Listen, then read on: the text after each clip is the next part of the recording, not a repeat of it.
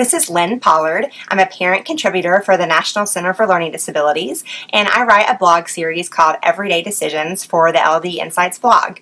And today we're going to talk about my latest post, which is about traveling with your kids with learning differences. If you tuned in last week, I wrote about taking your kids to Disney World, what special challenges parents face when they're considering their kids with learning differences and special needs when they're planning for Disney. And so this week we're going to talk a little bit more about how, if you've decided to take the plunge like my family has and actually, plan your Disney or your other large-scale vacation, how you're going to actually get there. So we're going to talk about like the traveling aspect of having kids with differences.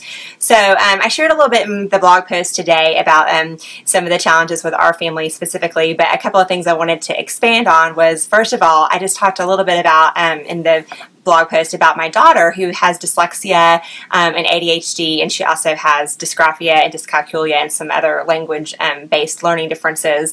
I talked about how we can't play just like kind of the typical traditional travel games. We discovered that, early on whenever we realized that our daughter was having trouble with reading, that one day we were playing the license plate game. We like to drive from Texas up to Arkansas to visit my sister up in Fayetteville, Arkansas, and she has 5 kids, and so we like to go and visit the kids' cousins up there. So we do a lot of road tripping. And we realized that we were, playing the license plate game, where you try to find, the license plate. You try to find one license plate from every state. So, you have to read Massachusetts or Rhode Island or, Arkansas or Oklahoma or Texas. And we realized really quickly that for my daughter, that game was not helping pass the time and alleviate her boredom whatsoever. It was actually really frustrating her because she couldn't read the license plates. And so she felt immediately, obviously, left out. And so one thing that's neat is that our family has kind of adjusted our car travel games. And our daughter actually kind of made up some of her own games with her brother, and they like to play them together. And one thing that she'll do is she's really great at spatial awareness. Like, she's really good at spying like a logo or like a name of a specific sign, like a Walmart. So my daughter and my son made up this game where they'll count the Walmarts, or they'll count the number of gas stations, or they'll count different milestones along the way. So it's just basically the same idea of the game, but my daughter basically tweaked it to where it's fun for her. It's something that she's good at, and my son also enjoys it. So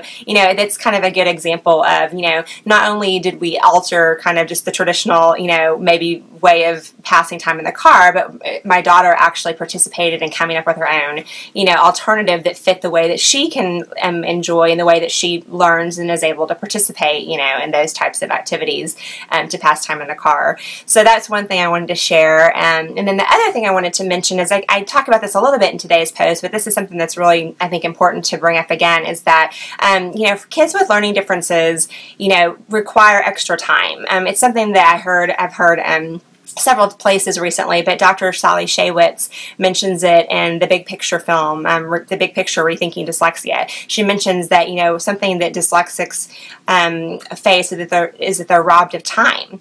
And I think that that's so true. I think it's really true for kids with all sorts of different learning disabilities as well, and that you are spending more time on, therapy. Like, my kids don't get appropriate services through our public schools, so we have to go to after-school therapy almost every day. And so, we're in the car, we're driving, we're spending time, we're spending money, which is a whole nother conversation. But, it really does take just an investment of extra time to get your kids, the services that they need and the extra therapy and everything they need just to come up to speed, to be on the same, playing field as other kids.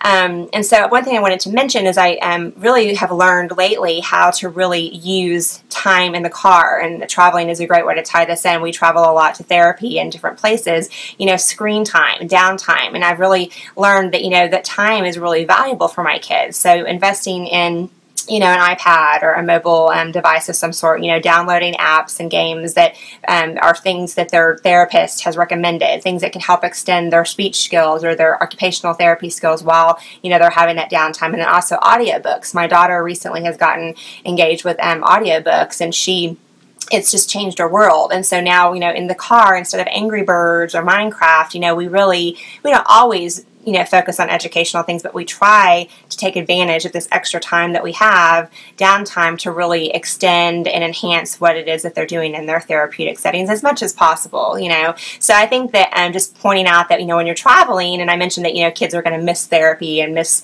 their regular routine when you're on the road, obviously, but it's also a really good time to take advantage of that extra, time that you just need to fill their, minutes with something to do. It's a good time to, really delve maybe into that app that you haven't had a chance to explore with your kids that helps increase their social skills or helps, with their handwriting or whatever. So I just think that that's something that, again, you can maybe try it out, on the trip and kind of get your kids engaged, maybe with a chart or something. We're going to spend more time on, educational things on our screens. And then maybe when you get home, you can transition, those habits that you've created on vacation back into your regular routine at home, which is something that I'm trying to do as well. So anyway, but that's basically what I wanted to kind of bring out and highlight from today's blog post. But I really appreciate you reading and tuning in, and I've really enjoyed the comments on the Disney article, the first article in the Everyday Decisions series. It's just gotten a ton of comments and really great responses, and I've really loved seeing all the different tips that parents are sharing about how they face these everyday decisions themselves, and I've already learned a lot from you, so I hope that you'll continue to comment and provide your own tips and tricks that we can all share and learn and grow together. So thank you so much, and hopefully I'll see you next time. Bye.